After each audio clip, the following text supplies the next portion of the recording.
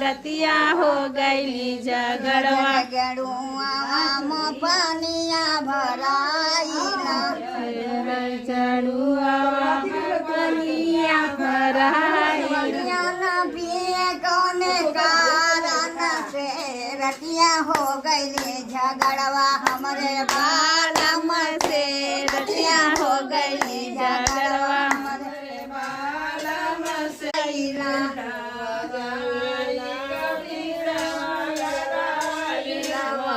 इलाची कबीरवा लगाइला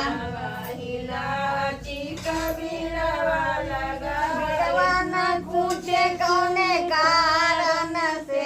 रतिया हो गईले झगड़वा हमरे बालम से रतिया हो गईले झगड़वा